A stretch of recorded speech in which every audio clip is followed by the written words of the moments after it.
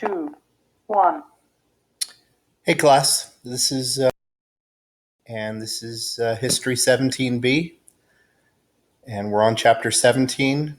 It's entitled Westward Expansion, 1840 to 1900.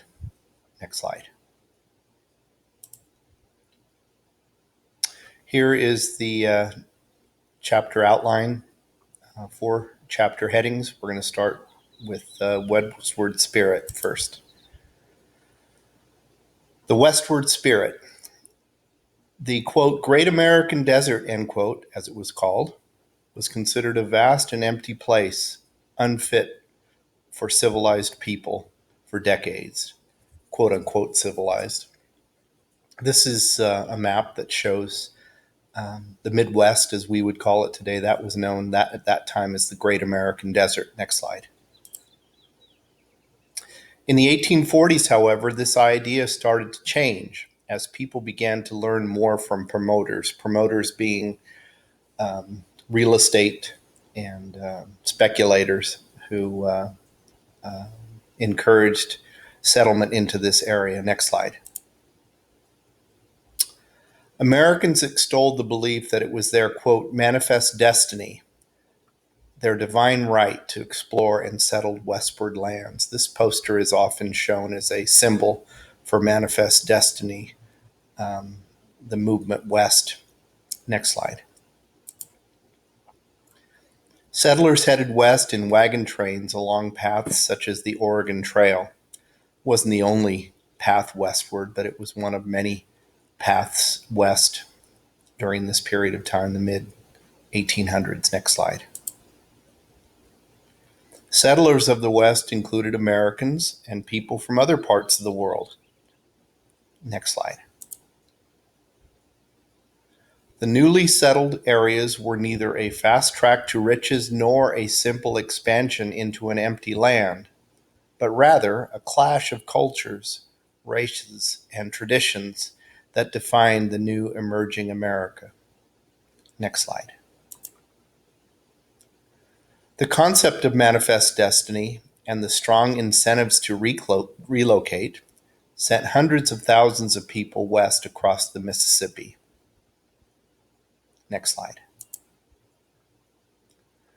The rigors of this new way of life presented many challenges and difficulties to homesteaders.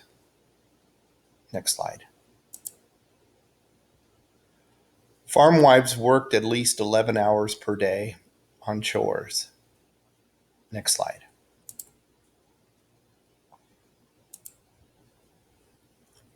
As the railroad expanded and better farm equipment became available, by the 1870s, large farms began to succeed through economies of scale. Next slide. Small farms still struggled to stay afloat, however, leading to a rising discontent among farmers who worked so hard for so little success. Next slide. While homesteading was the backbone of westward expansion, mining and cattle also played significant roles in shaping the West. Next slide. In both the mining and cattle industries, however, individual opportunities slowly died out as resources disappeared. Next slide. In their place came big business with the infrastructure and investments to make a profit. These businesses built up small towns into thriving cities. I believe this is a photograph of Denver, Colorado in the mid to late 1800s. Next slide.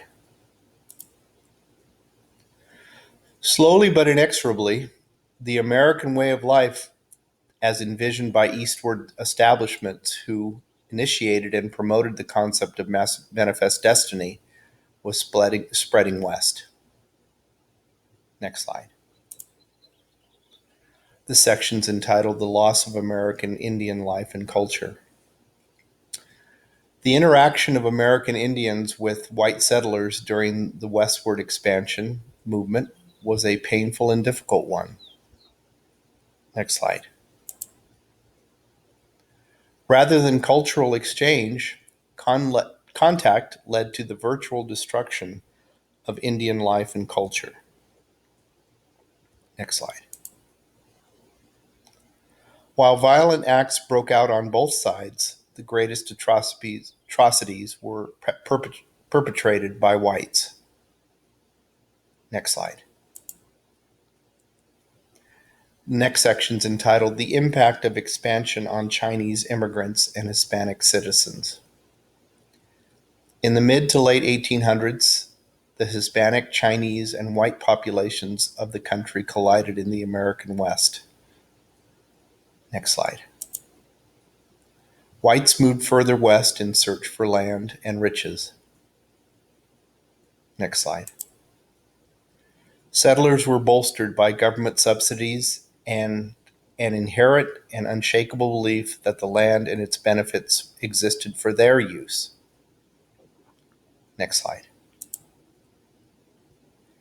Neither Chinese immigrants nor Hispanic Americans could withstand the assault on their rights by the tide of white settlers. Next slide.